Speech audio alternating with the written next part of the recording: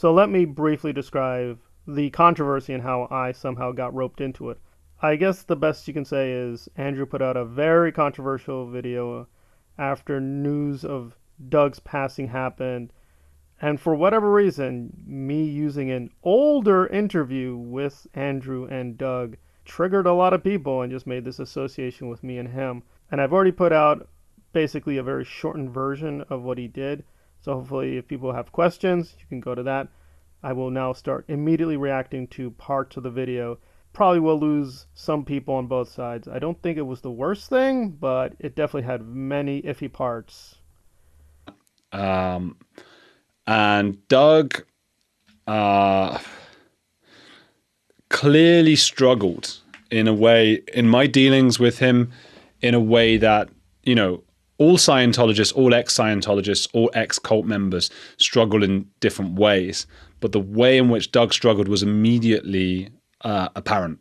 And we don't know what happened, but I don't really believe in beating around the bush. And well, good or bad, Andrew is a journalist, so I'd have to defend him at least partially. If he wants to speculate, that is his right. You may not like it, I may not like it, but speculation within a boundary is fine. I think what's worrisome is he kept leaning on one or two speculations, namely Doug did something to himself, all right, and also possibly Scientology killed him, which frankly I would not put it past David Miscavige to do that, but we don't have strong evidence yet that the cult somehow went after him.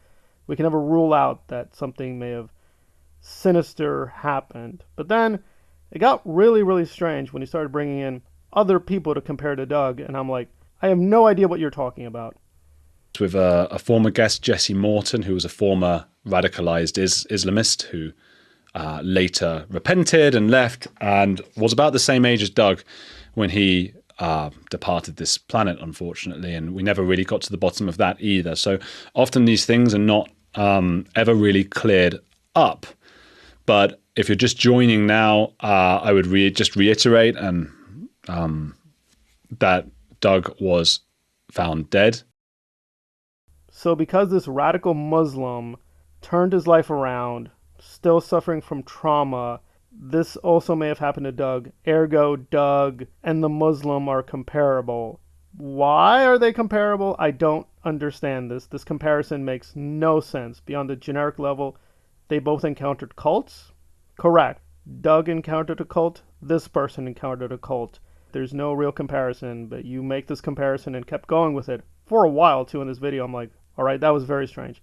And then it got more and more strange where it seemed he was having a conversation, frankly, with himself over his status as a YouTuber, and that got more and more bizarre.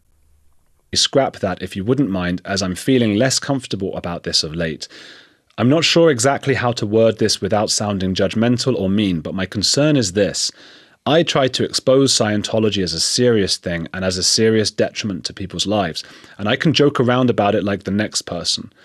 But the kind of videos you have put up recently about Scientology seem to cheapen that, at least for me personally. Well, listen, I just took what Doug said, and let's be honest, Doug could be very brutal.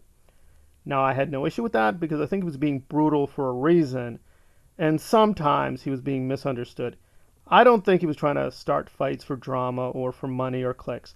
Really obvious. He takes this stuff seriously, he wants to help people, and he likes Andrew's older content, but the newer content seems much more silly, filler, superficial. Maybe that's not fair, but I think he was addressing the content, not if Andrew's a good or bad person. But for whatever reason, Andrew kept personalizing it, which I think is not at all healthy.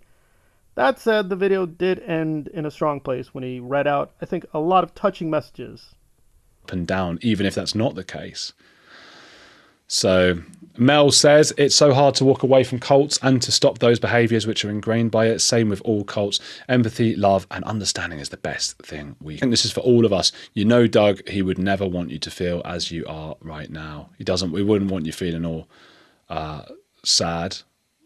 So at least the ending of the video, I think, was very sweet and touching. Although, again, that's mainly other people chiming in, but, you know, good on Gold for reading out their messages.